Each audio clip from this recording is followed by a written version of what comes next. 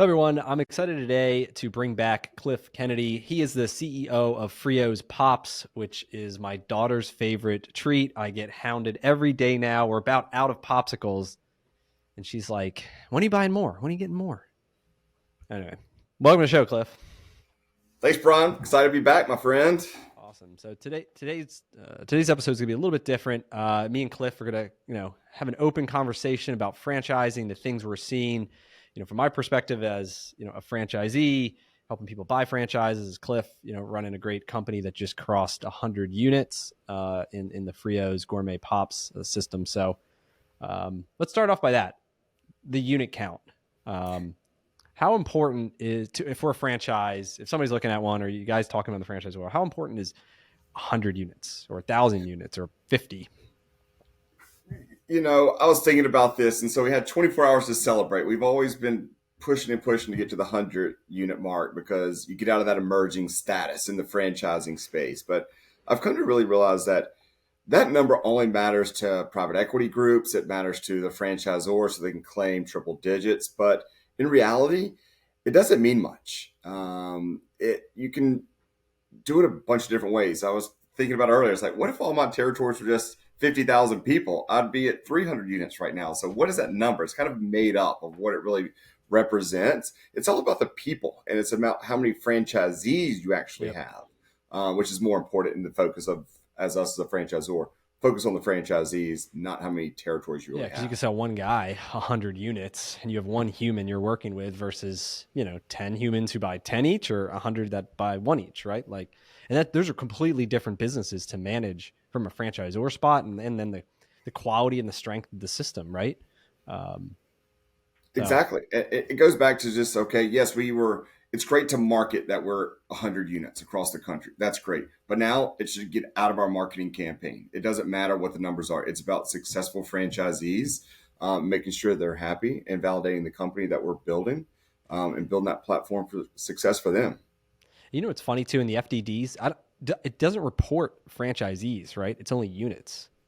Exactly. And again, Like it you goes can't back even to as a it. system, right? You can't even. I was trying to look at what brand the other day. And I was like, how many franchisees, like humans, have signed? And it has all the names listed by location, but sometimes it consolidates. If someone owns a bunch of territories, it could just say Midas Philadelphia or like whatever. And then it's Brian Beers doesn't actually say that. Hey, he's got it's 5 or 7 or 10 or 1 or so it's like Yeah, and you got to go sit there and count individual. It's not something that's yeah. presented to you. So, what's the point of that, even in the document? To be honest, we're going back for it, and as you change lawyers, as we all do in franchise law and everything, it's like we're even going through it now. They're like, oh, well, some of these numbers have to change because we don't look at it this way. It's like, how are there so many people looking at it a different way? It should be black and white. Like this is what this means. Yeah. Even if we change companies, it shouldn't change our numbers. Yeah. So what are some of the biggest misconceptions that you see out there? Like you're talking to franchise candidates, you have franchisees who've been in it for, new ones and ones that obviously, been in it for a long time. What are some things that you think people don't realize or they have this idea, but then it's like reality's different? Yeah, I think when they get in, look, that's the great thing about franchising. We all say you go in business for yourself, but not by yourself. And sometimes I really feel like they put a lot of the pressure on the franchisor to run their business, and the key word being their business. So once they really focus on getting out of it, if they face a little competition that we all have, they've got to have that grit determination to overcome those obstacles. We can give them the resource on how to do it, but at the end of the day, it's their business. They have to run their business for themselves. Yep. Yeah, I think there's a big misconception out there. I think some people think that it's like, buying the franchise is like you're quasi corporate. It's like, well, if I don't, if nobody shows up for my shop, like someone, like they're going to send somebody who's going to run it, right? And you're like, no, it's not what's going to happen. Like, it's And I like think you're a business sometimes, owner. yeah, go ahead. Like you're a business owner, I'm a business owner, and I just happen to like buy into a system, and I happen to agree to play by rules, and then I pay rent in the form of royalties to play by those rules. Like, but it's my business. I go and I operate every single day the way I want to do it, and as long as I'm in bounds, everything's good, right? But it's my business. I just happen to operate within a franchise system. And I think that's Exactly. like it sounds minor, but it's like super important. Very much so. And I think sometimes they all think because they're joining a franchise brand, it's all Starbucks, which is not franchise, but it's Taco Bell, it's McDonald's. Like, just people are going to be beating down their door first thing of the day, and like there's going to be people all day long coming in their business. But they don't realize those brands are massive. They've got billions of dollars in revenue and everything, and brand awareness. But for some of the brands, be it Frios or some of the others, like they really have to go out there and be boots on the ground, and that's what they don't get sometimes. I think we go through that like, oh well, why aren't people just showing up? Because it still takes, you have to let your area know about yourself. Even for you, with being a big brand of mine, it's like you still have to go out there and do the mailers and do the things you have to do to get cars to come to your location. Yeah, I mean, driving traffic is like one of our number one focuses for every brand too. And it's I think one of the most important things is really realizing, like, when you're going into it, like, what are the key metrics that drive traffic? And it's always a combination of things, right? There's digital marketing. So a lot of the brands say, hey, we're going to do all this digital marketing for you. We're going to Facebook and PPC and SEO and all this fancy stuff that changes all the time, that drives leads to a call center and they convert them, which is all great, right? And it works really well sometimes, but then other times, like, there's shifts in what Facebook does and these algorithms, right? And that what worked a week ago could potentially not work like this week. And so then the brand, like, hopefully the franchise is using like a third party or has in-house people, right, who are really like on their shit and can adapt to it. But it's like a roller coaster up and down on the digital world, just because of how fast it changes. So, and I can imagine that's what you have to go through as you're trying to get new franchise candidates. Yeah. Yeah. And so then the other part of it, right, is like supplementing that with the boots on the ground, which is like the Frios, like it's the going and building and shaking hands and like knocking on doors and like doing the work that's like not scalable, that's hard. And that's why you need local people who are driven to do it, because you have to go physical. And I think that's like the people who really understand that and like can execute on it. I think like, those are the people that have a ton of success. Yeah, I mean, it goes back to guerrilla marketing, hacking systems and everything. I mean, you look at all these marketing podcasts and articles that come up, they're like, oh, well, you have to change a square picture to a long picture. You have to do it where it's this word versus that word. I mean, it is constantly changing. We're always flooded in our inboxes like, oh, this is the algorithm has changed. This isn't working anymore. So, but what really has never changed and what always works is getting out of your car, going to the people, meeting the people, shaking their hands, like you said, knocking on doors. As much as people think that's old school still works. It has never gone away. The power of a cold call still works. You just have to do it, and it requires hard work. And I tell the people all the time, like, we're not going to get into that system where we all see it on LinkedIn now, like those DMs constantly, you get them fed. But it's like, if you're strategic in how you do it and what you're wording, your ROI will be much higher than just going out and just trying to randomly get people. Yeah.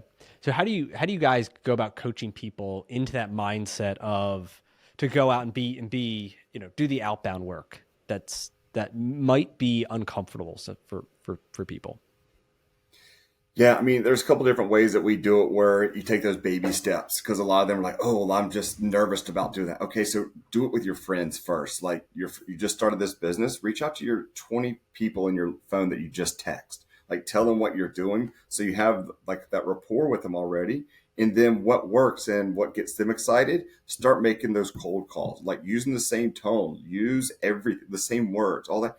And then you'll start to gravitate towards people that or gravitate towards a system that works for you and how to speak to people, and you'll get really comfortable being uncomfortable, as they say. Yeah. And then it's like just overcoming the fear of rejection is like a huge part of it, right? Like we have this, like, we don't want to make the call because like we're afraid they're gonna like yell at us, or they're gonna like hang up the phone, or like they hang up the phone and they yell at you. Like, what's the worst that happens? Like you just pick up the phone, you call somebody else, right? But it's like, that's exactly. You know what I mean? But like a ton of people, like even I've been in that role where I had to like cold call people, and it's like, you just like don't want to do it. And then but then you do it and you're like, all right, I have to do it. Like, what's the worst that can happen? They hang up on me. What's the best thing that can happen is they buy. And then that person loves it so much, they refer you to 5 other people, and each one of those love it so much, they refer to 5 others. Now you have 25 people in sales off of one call that you didn't want to make because you thought it would have hurt your feelings. And so, what I do with some of our franchisees, let's just say they're really nervous and they don't know.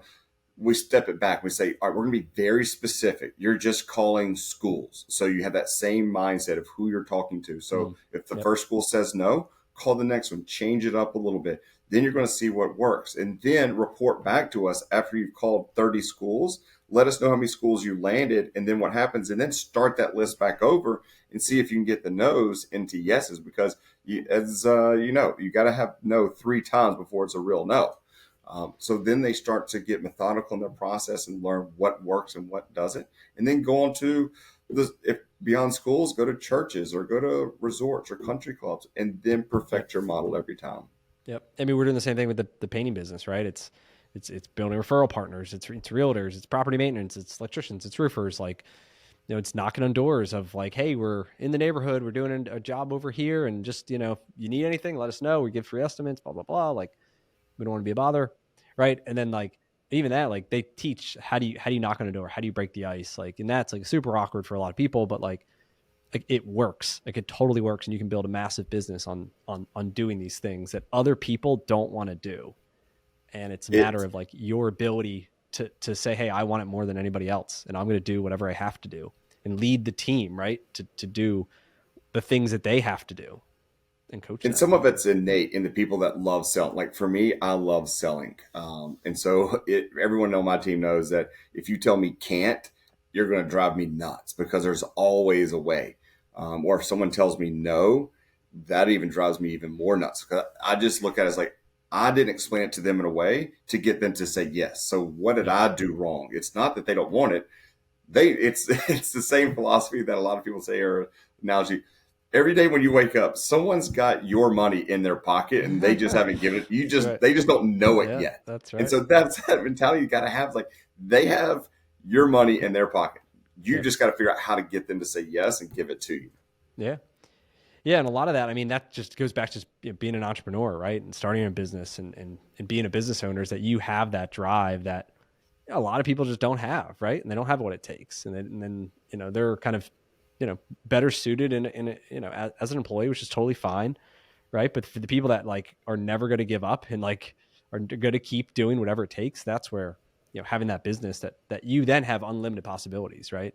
Because no one's going to We hold you back Yeah, except and I think yourself. Brian, I'd love to get your viewpoint on this, and I think that's maybe the one of the biggest things in franchising versus just single business owner that's not in franchising is I think they believe that once they come into a franchise, they buy into the system. There's going to be no struggles. They're not going to have that rough first year where they've got to grow, build up that book of business. I think out of the gates, they're like, we're going to be super successful.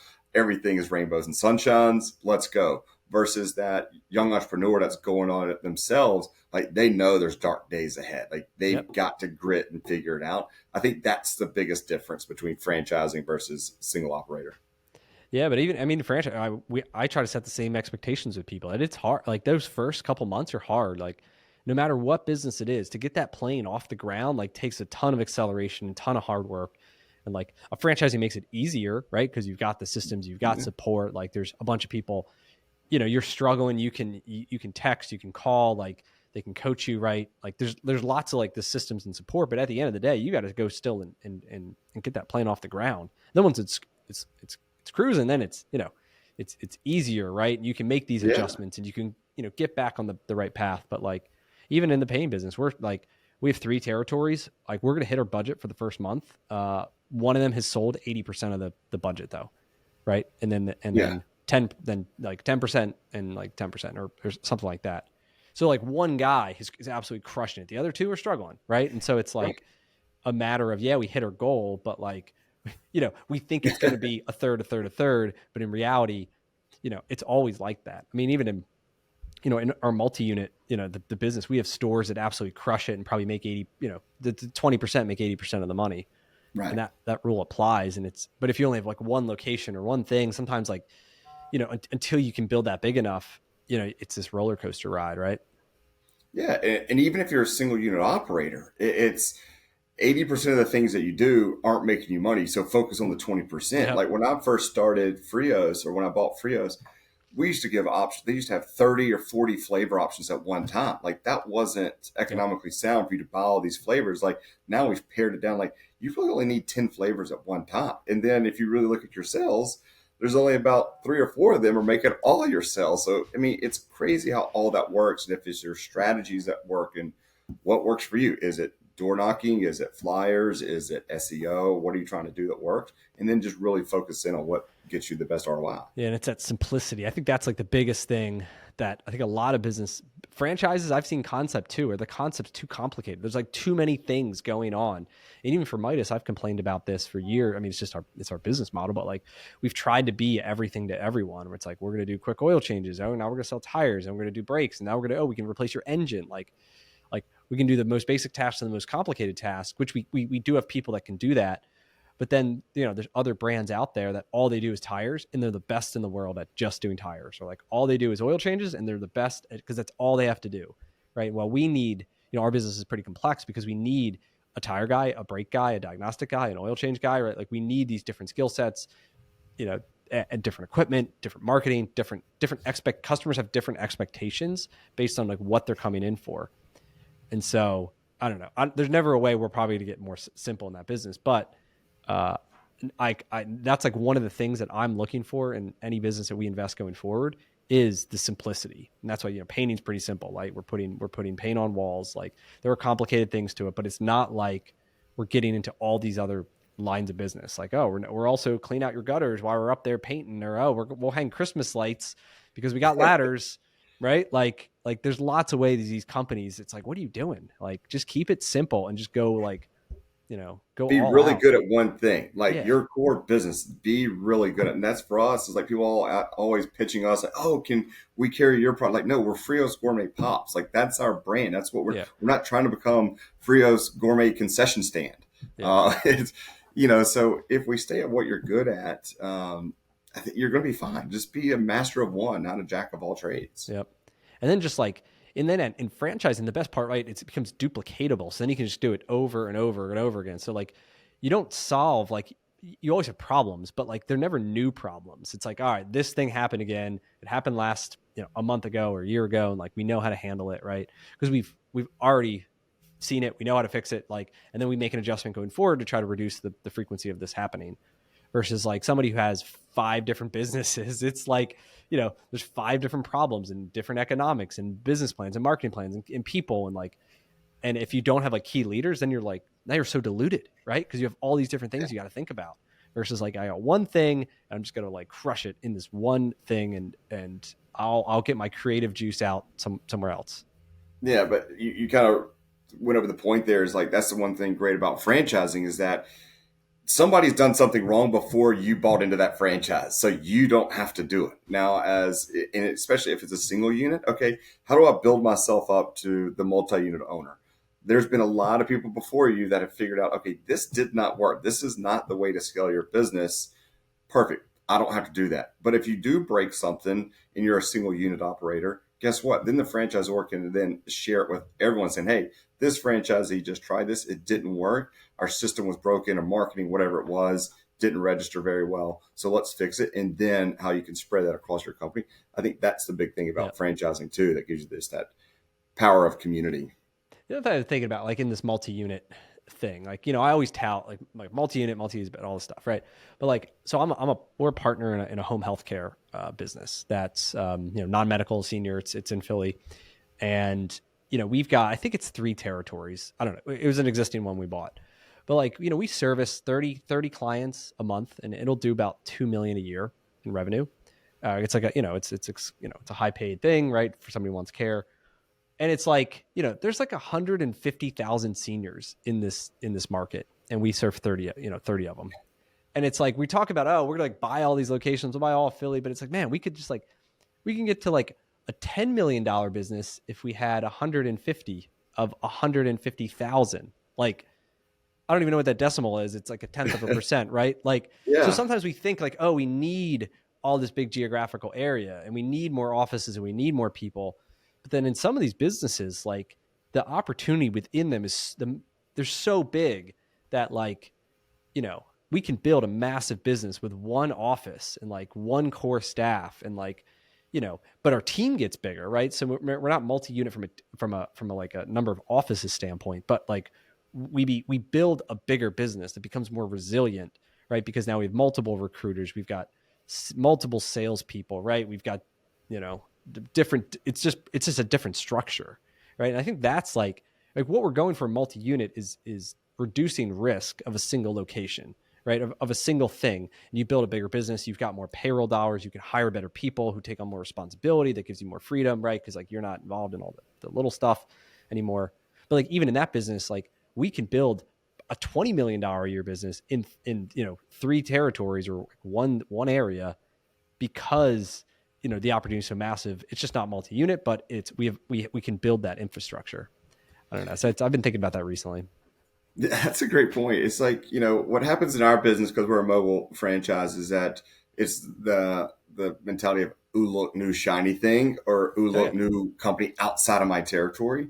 And so, yes, with permission, they can go outside their territory, but yet they're missing all of that amazing opportunity. Like, we have a sizable territory, 150, 200,000 people. So, but yet they're going, and they're like, oh, I got to go outside of my territory, outside of my Yeah. territory. Like, if you really focus, it's like growing a business. If anything, if you're a home services or mobile business, if you just stay really, really close to the nucleus of where your home base is, and then snowball that and scale it out, there's so many opportunities. If you just started to put like a little 1 mile radius around your territory, like, all right, what can we do here that's really good?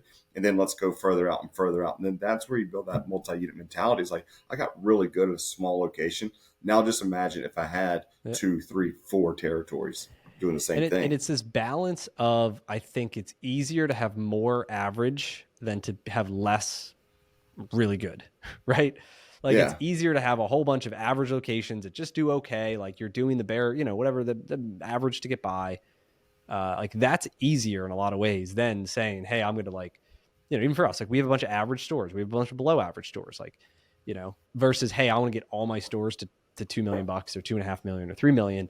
It takes like a lot of work to get the store up there, but the rewards are so much more. Like, and that's the other part. Like if we can grow same store sales, like our goal this year is to grow our same store sales by $10 million, which like we have a significant margin on that incremental $10 million, right? Because all of our Right. costs are covered for the most part. We Yeah. have incremental payroll and incremental cost of goods and royalties, but like rent's already paid, utilities are paid, insurance, back office, overhead, like all the stuff's already paid. And so like once you can get your business up to a certain point, then all the incremental growth is way more profitable than the first like 10 million or 40 million. In our case, the next 10 million is equally profit to the first 40. Yeah, and I think that's the difference of mentality. Yeah. You just have it. I feel like, the people are like, I don't see how I can ever be successful. Like, but yeah, this is one location. Like, think if you did this, you don't have to have all these added resources and as much people. Yes, there are things that go up. Your cogs go up, exactly. Royalties kind of go up a little bit, but your baseline is just dropping, just dollars to the bottom line, because you can grow, Yeah, but because your yet you fixed still got costs everything so short. Yeah, you got all get your fixed diluted. costs are fine. Yeah, Yeah, exactly. even So for you guys, like in your, you manufacture all your pops, and it's just like you could probably, I don't know, I bet you could double your output of pops, and like, it's not like your cost double, right? Like exactly. from a fixed cost diluted, the machines are the same, the utilities are the same. Obviously, you've got incremental costs of that are variable, but like, uh, and that's like as the business gets bigger, like, and that's what we're really starting to see now is these like it gets diluted and then becomes a more profitable business, which is like an easier business to run because like you've got more margin for error. Like we can take a risk in hiring somebody who doesn't work out, but like we can have that risk because we've got the margin, right? And they do work out, like, man, we got a ton of upside now because we've got this really good person. If they don't, it's like, well, we tried, but like it's not breaking the bank. And so that's like the having that margin of safety is like a huge part in wanting to grow any business. Yeah, and it's just getting there to that point. Now you've spent money to get there, and that's what they say is you got to spend money to make money. So there is a little bit of that, and that's part of that growth. But like you said, if as long as you got your fixed cost in line and you've got them registered, and you're like, I'm covering all our carrying cost. Yep. Let me grow exponentially. That starts to drop to that bottom line. So as we try to tell franchisees, like, hey, look, this is what you're doing in one territory. Think of what happens if you buy two. Now, yes, there's territory fees and added royalties, but look, you're not really adding much to your fixed costs. You might get a couple of carts for us, Yep. or if you're buying 3 territories, you might buy an additional van, but look how much more revenue you can potentially have by doing that. Yep. It's awesome. So what questions do you have for me? What's next for you? I feel like, what is your plan, Brian? You get to always I got a talk about plan. it. Well, you always talk about it. You got Midas, you got T1P now, home health care. Like, are you trying to be the next Flynn? Are you going to just keep going and going? Or, like, are Yeah. you So now trying to go wider? got, Hold on a minute. Are you going wider with more brands? Or do you want to go deeper with, like, do you want to buy an extra 30 territories? Like, what's that for you? yeah. So like I've kind of seen it as a funnel. I tweeted about this a couple days, or I don't know, a week or two ago, where it's like trying to map out, right? Because I think about this a lot too, of what's the goal. And it's like everything starts at the top of operationally running great companies, right? Where we have great people, we run great companies, we pay well, we like happy customers, happy employees, all this stuff. And so that generates A, money, B, stories, right? Lessons learned, things that like I can then help teach other people. And so like I think it all starts with like do cool shit in real life. Like other Mhm. than that, there's no credibility. There's no like it doesn't matter, right? And I think there's a lot of people online and out there toting things that just aren't true because they just don't have like the learned experience. Like book knowledge is great, but like learned experience is way better. And so I think I do well just online and through the podcast and everything because I've got real life experience. And so it all starts with that. Then I think then it goes into how can we help more people. And I believe that like the more people I can help and build the audience through Twitter and newsletter and all the platforms, that it just opens up so many more opportunities into my world, right? And so because then people get to know you, they get to trust you. People come to me all the time with like ideas, and then that also then attracts like higher quality people into our world. That like instead of me going out and trying to find someone, I got people coming to me to say, hey, here's what I've done. I'd love to try to work with you, blah, blah, blah. And so like, I think that the audience is like the key part to like opening up the world. You do it through educating people, through showing them, options, opening people's minds to an opportunity that exists. And then from there, like, so we build the audience. Then it's like, there's two ways it goes. One is through, getting to know people deeper is through this mastermind we just launched called the 8-Figure Franchisee. So it's for driven franchise owners who want to be surrounded in a private group with other driven franchisees. And so we've got people who are just getting started operating their first franchise. We've got a guy who runs 100, who's partners in a brand that does over 100 million a year as a franchisee. And so we've got a wide range of people and where they're at in their journey, but we all share the same core values and ideas around building an 8-figure franchise life, right, through franchising.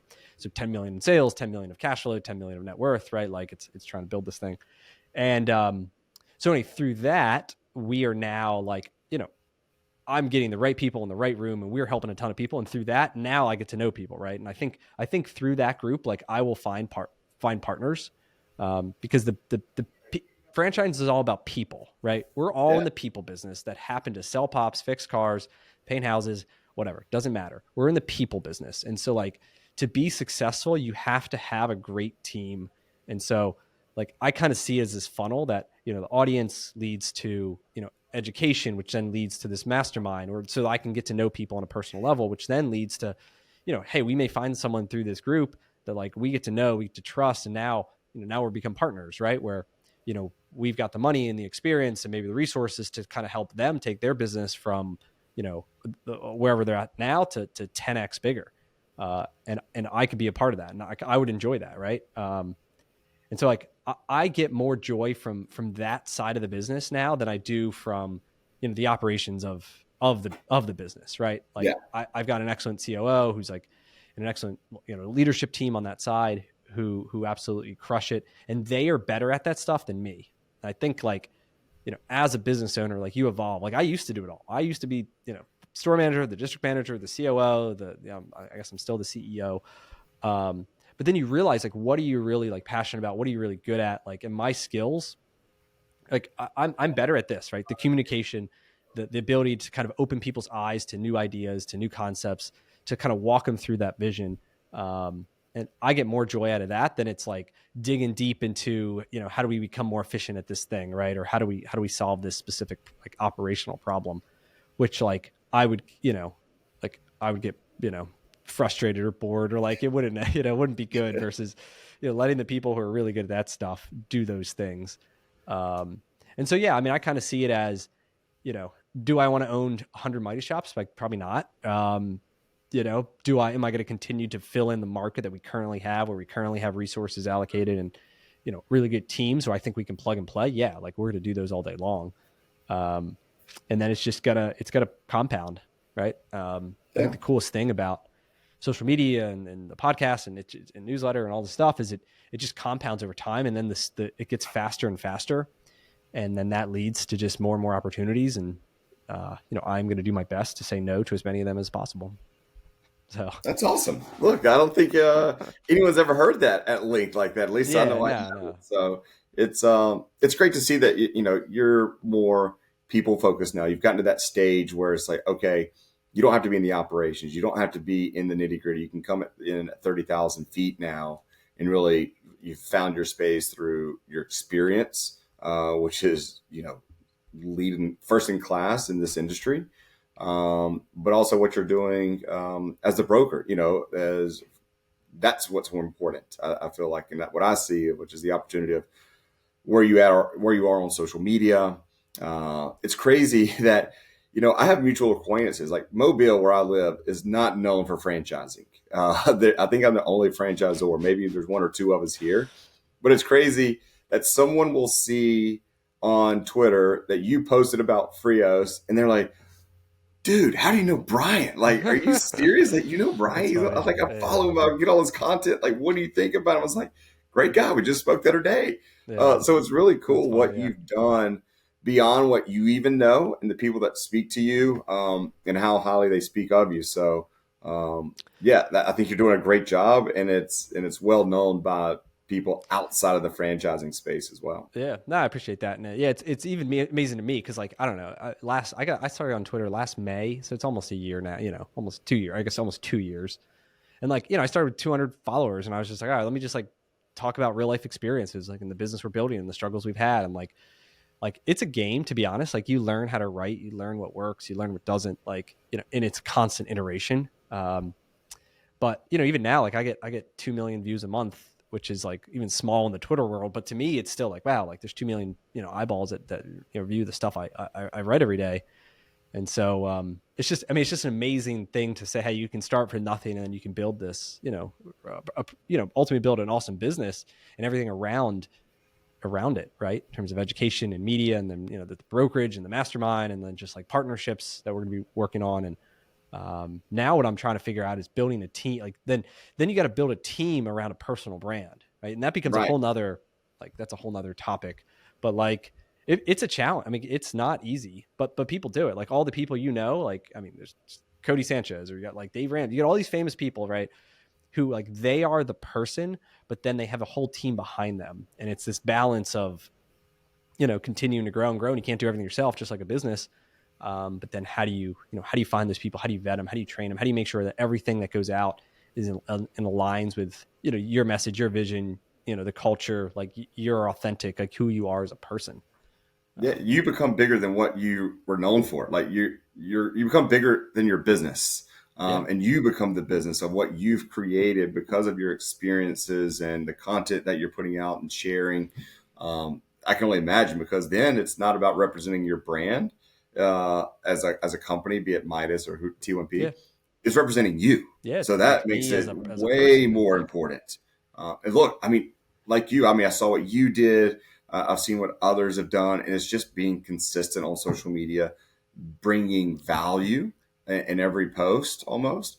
And so, I mean, just from starting January 1 to where we are now in March, I went from started with like 30 followers. I'm up to like almost 400. That's nothing compared to what you have, but still the connections that I've made, the relationships that I have formed just through DMs. It's amazing what's out there.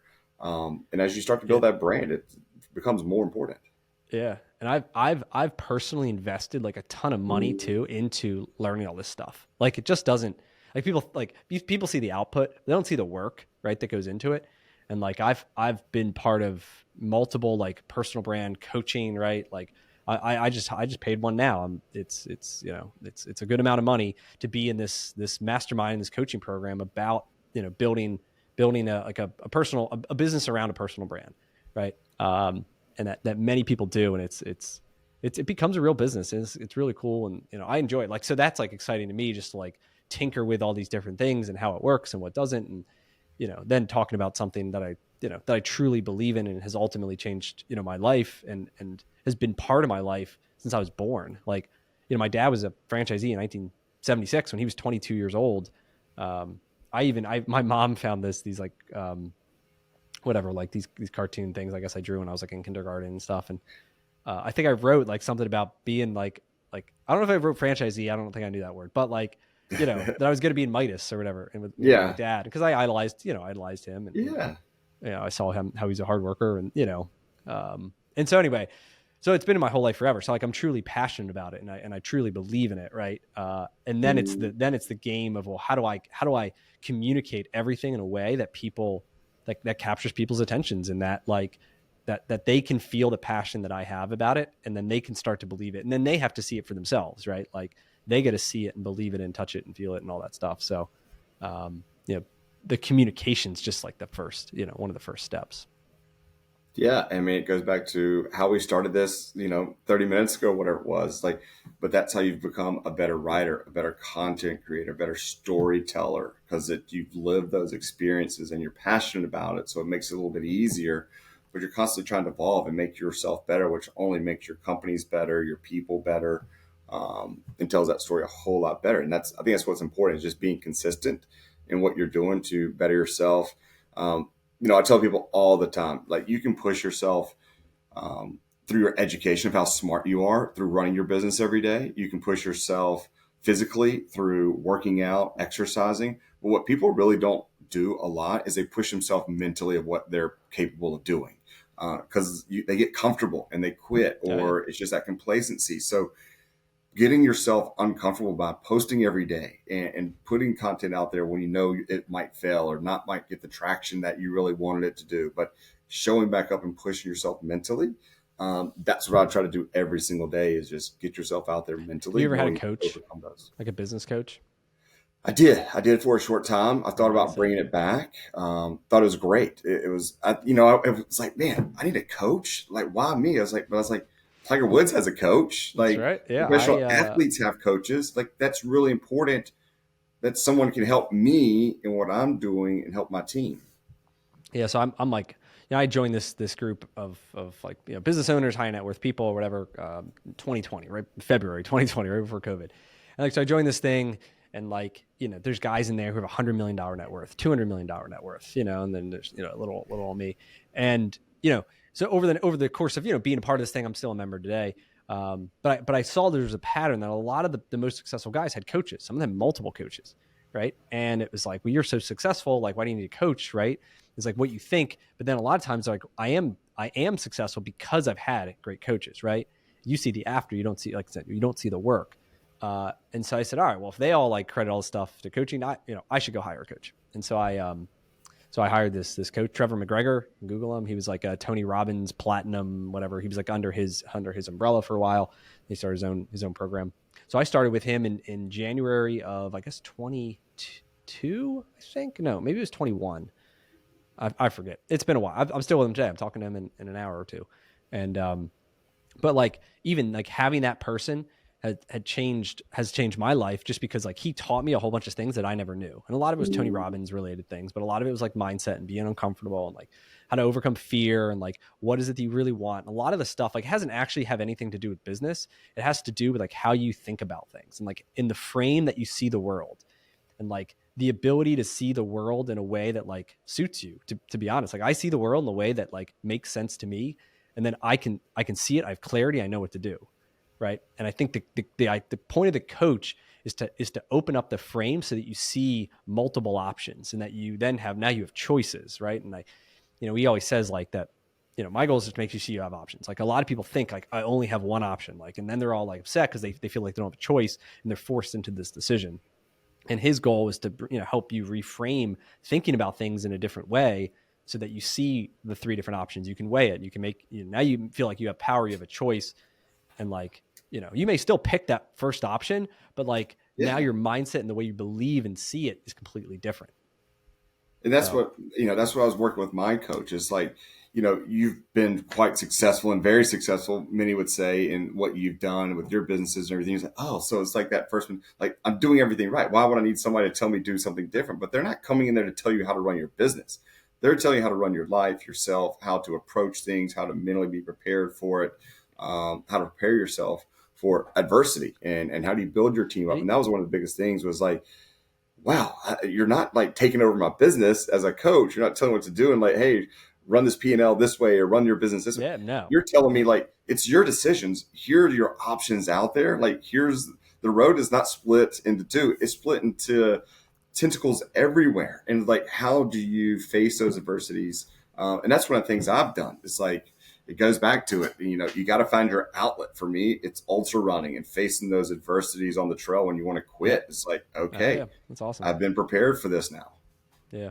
And then it's like fear of rejection. Like even like me, I had a ton of fear around even launching the mastermind. Right. And it was like, I had this vision for a while. I'd planned for it a while, but then it was still like, well, what if I start this thing and no one like signs up or we can't deliver the value or like, I have all this like fear, then it's like fear of rejection, right? Of then I don't do something because in my mind, like I'm going through all these worst case scenarios. Right. And then eventually it's like, once again, well, that's the worst that could happen? What's the best that can happen? Well, like, there'll be a great demand, like we'll change a bunch of people's lives, like it'll lead to all these other partnerships. And then like, you realize like, well, does like the odds of all that, then what's the odds of that happening versus the odds that like, you don't communicate it well, right? And they don't see the value and you need a better job communicating the value, right? Because the value's there.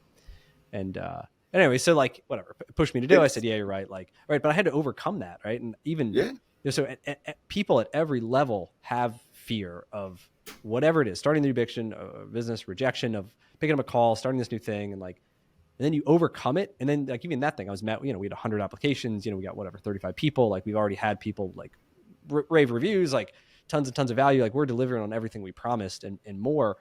But like, it was still like, I had this fear of like, should I even do this? Like, is it worth it for me? And like, what if I get, then how am I going to feel about myself if like I get rejected, right? Like you run through all these things in your head, and everybody like deals with it. And it's loss aversion.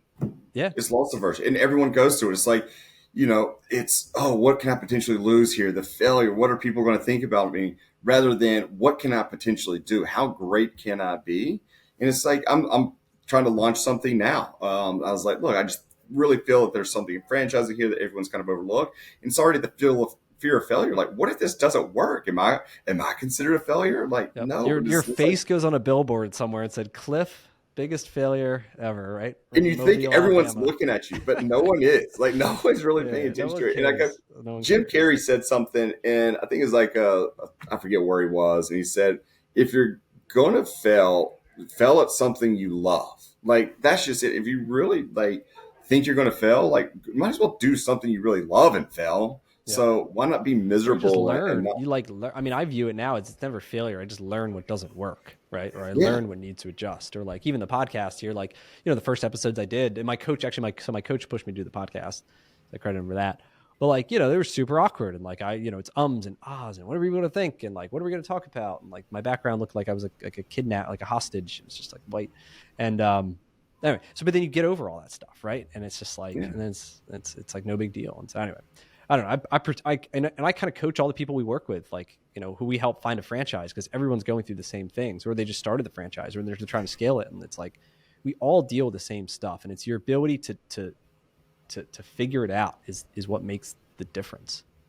So, and that's what builds your brand, is like you're telling your story. It's, we always want to share our wins and everything. You never want to share your losses because people are going to make fun of you or look down on you, or you made the mistake and you did this. It's like, you know what? I took my shot. You've taken shots, you've missed, but you've learned from them. And how do you grow out of them and adjust is what makes us human beings, and what makes us better at running our businesses, and gets the respect of your peers, and gives you more opportunity. If somebody comes in my office, it's like one of the questions is like, what are you not good at? What's your biggest failure in life, and how did you learn from it? And if they go, oh, I really never made a mistake, like you're not the right person. I don't want that. What's your biggest failure My or biggest failure is memorable? I took a big shot a couple of years ago in my business, and it failed miserably. It just failure to launch, huge expansion opportunity, didn't Another work out. brand or in Frios? It wasn't considered for us; it was more like a manufacturing opportunity to really scale, invested resources and all that kind of stuff. So just got to grow out on that side of the business and everything. But I learned a lot from it. I took my shot. I'm done saying sorry. I said that to a lot of people, but you move forward from it. You learned. So, or I learned a lot. So yeah. What about Yeah. you? Uh, I would say I don't know. So we got into this franchise years ago. That was just the wrong fit. Like I thought, I touch it turns to gold, right? I thought it would be easy. I thought it would be like all this stuff, and I didn't do a good job. I think really matching the brand to me and my skills. And like I didn't know. I thought I knew what it would take to be successful. I didn't really know though. And so yeah, Yeah. we lost. I mean, we lost $300,000 over 6 years. It was just like 50K a year. We just like put into this thing to keep like payroll and just like going. And there was a ton of weight on my shoulders about that. And then eventually, we got out of it, but it wasn't a good relationship with the franchisor and feeling like, I felt stuck, like, threatened to sue me if I close it down and, all the bad stuff that you could imagine, like, is what I was feeling, which is honestly a big reason why I do all this stuff. Cause I want to help people like avoid that mistake and get into a brand that doesn't match them. Like that was a huge part of it, was like, it was a B2B business. And like, I'm not a B2B guy. I'm like the B2C, the big funnel, right? I'm like Yeah. the call conversion shit, like all that stuff. I love it. But this is like B2B's, like, your relationship, you're like shaking hands, kissing babies, like dealing with all the stuff. Right. And like, you gotta, the owner has to do that, at least in the beginning. And like, I always tried to hire it out, and it just nobody could build it like the owner builds it in the Yeah. beginning. I think once it's mature and stuff, it's fine. But like, so we couldn't really grow the sales. Number one, B, unit economics, like the business changed, like the things I thought I was buying into was from like the business that was successful 10 years ago. But over the last couple of years with technology and the way, things had changed, like it was way harder to compete today. And the ones that were doing well, it's because they had, a 10-year track record, right? That was kind of really built up. And then it was heavy inventory. It was low margin. It was like tons of carrying costs. It was like you had to do massive volume to make any money. And then we just couldn't sell enough to do the massive volume, and, thus lose 50,000 a year for 6 years. Yeah, but I mean that's the thing though. It's like you've learned from that. So you Yeah. realize Now I have what you very good clarity, right? And that's the other thing exactly. I teach, I talk about now. And I've got this whatever, it's this like email course thing I do, which is talking about like having very clear on like what it is of like a business model checklist. Like I am looking for these 5 things in a business, right? Like, whatever it is. And like my checklist is completely different than your checklist because it's for Yeah. you, and like business is personal. And so for me, like I wanted out of that, right? Because that was kind of a complicated business that was asset heavy, right? That was like, inventory and like a real estate, like lots of expenses. And so I was like, all right, I want the opposite of that, right? So I want something that's simple. It's like doesn't have a lot of moving parts. That's easier to manage. If I'm not going to be involved in the day to day, like it needs to be simple because I need to be able to know, like, is this thing working or not? Not like there's like a million different mousetraps it has to go through. I wanted something that was asset light, right? That didn't have a ton of assets in inventory. I mean, this thing had $300,000 of inventory, like that. Then, like if you didn't move it, like that's how you make your money. I Yeah. wanted something that was like, I could own Philadelphia. I wanted something that because I wanted to grow it. But then sales and marketing driven, consumer sales and marketing driven, because Yeah. like that's what Midas is. That's where we have success. In the B2B side, it's a different animal. And like, I realize that is not for me, but other people absolutely crush it because that's perfect for them. And they don't like any of the B2C stuff. And so I think it's understanding that there's this process that you have to go through. I think for me, that's like that was probably one of the biggest lessons I learned was about myself, right? And the type of business Yeah. that I would excel in. But like, look what you just said though. You didn't say my biggest failure, my biggest lesson learned. It's also like mentality. How are you speaking to yourself, and how are you looking at that? So you're looking at it as a lesson learned. So don't ask somebody what's your biggest failure. Ask them like, what's the biggest thing you've ever learned about yourself? And that's what I've always tried to tell my people is like, it's just a framework. It's a mentality. It's what it really is like, do you have that grit? Do you have that hunger and determination to overcome? You're going to come up against the wall. I tell people all the time, Frios is one of the simplest businesses you can ever run. It's literally selling ice cream. That's all it is. I mean, it's a freezer, all that kind of stuff, as you well know. Prepackaged ice cream. It's even simpler. There's no Prepackaged. So you're not making anything. It can't get any easier. I even did I don't know if you saw, I did a YouTube video the other day.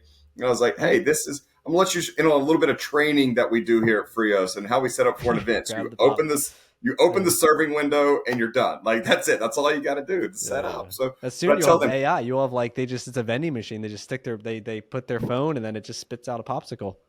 Exactly. That's the future, right? But I'm telling them, it still requires hard work. You're going to make mistakes. You've got to overcome that adversity. And I think it goes back to like, that's the mindset. You can't really tell when they're coming into the pipeline. If you've got every single one of your employees or every brand you've ever worked with, everyone's going to be the greatest employee ever. This is going to be the greatest business ever. It's when you really get into it. And that's what I've learned is like, you can hire fast. That's just a thing. It's either you ask a couple questions, you're going to get it, but you got to hire faster. I mean, you got to fire faster. That's one of the things that becomes really tough in businesses and franchises. Like you've got to be able to like let go of the ego, because ego is the enemy, and say, I made a mistake. This is not the right fit. This isn't you sometimes or what else. As much as I try to say I never fire anyone, they fire themselves, but that might just be because they're not a right fit for the culture as well. And I'm sorry about that. Yep. That's awesome. Yeah. So what's like on your horizon? Anything you can share that you guys are working on?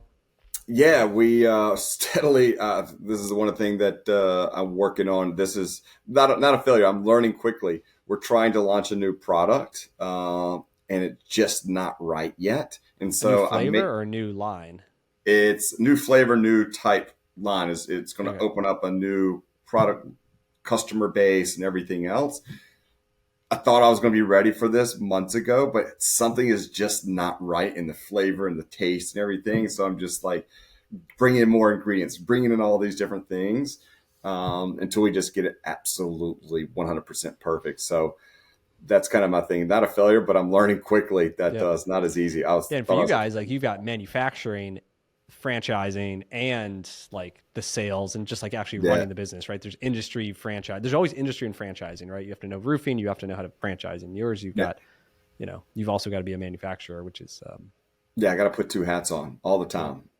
So but it's fun though. Look, it's you get to experience both of it, because for me, my franchisees get to go out there into the world and say, oh, this flavor works, this flavor didn't, and we learn a lot. And so then we clean up on the manufacturing side and produce amazing new flavors. It's awesome. Cool. So where can people connect with you? They can follow you on Twitter, right? Give me some of the links. Cliff Kennedy 3 on Twitter, because Cliff Kennedy is, I guess, a famous artist as well. Not me by any stretch of the means. Find me on LinkedIn or Cliff at Frios Pops. Easy enough. Yep. Awesome. Cool. Well, thanks again for coming on and chatting about all the things about franchising and success and mindset. And like, this is kind of an insight, I think, for everybody listening into kind of like, the things that people who run, franchise businesses and any business really start to think about. So thanks, pal. See you soon.